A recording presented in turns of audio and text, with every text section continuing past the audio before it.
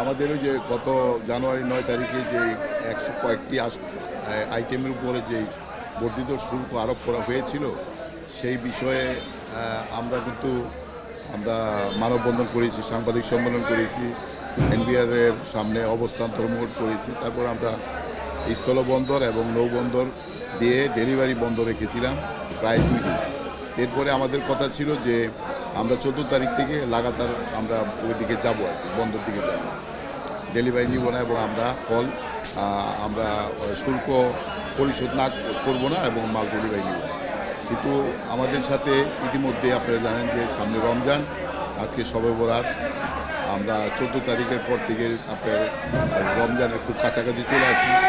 এই বিষয়ে আমাদের যে যারা সরকারের দায়িত্বে আছেন এই বিষয়গুলো দেখেন, এনবিআর এবং ট্রেড অ্যান্ড টেরিটরি কমিশনার এবং অর্থ মন্ত্রণালয়ে যারা দায়িত্বে আছেন তাদের সাথে আমাদের কথা হয়েছে এবং তারা আমাদেরকে ডেকেছিল, আমাদের কথাগুলো শুনেছে এবং আমাদের কথাগুলো যৌক্তিক মনে করেছে।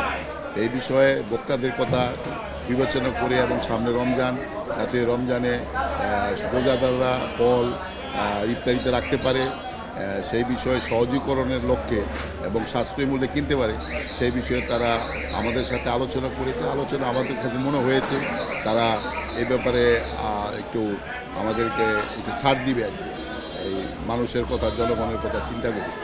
তো যেহেতু এই বছর রমজানে কোনো ফল নেই, দেশীয় ফলের এমন কোনো উৎস নেই, যে আমাদের লোকাল যে ফ্রুটগুলো থাকে সেই ফুলের সিজন না, তো এই কারণে আমাদের সাথে তারা একমত।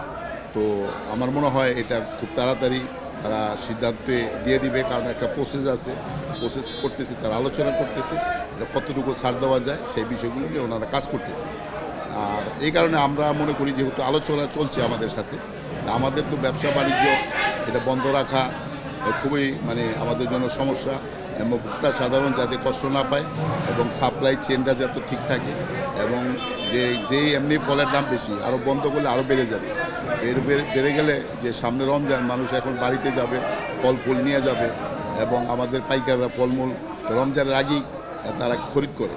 তো সেই কথা আমরা বিবেচনা করে আমরা ওই বন্ধটা থেকে আমরা আপাতত স্থগিত করেছি এবং আমরা আলোচনার মাধ্যমে আমরা বিশ্বাস করি এই আলোচনার মাধ্যমে সমাধান হবে।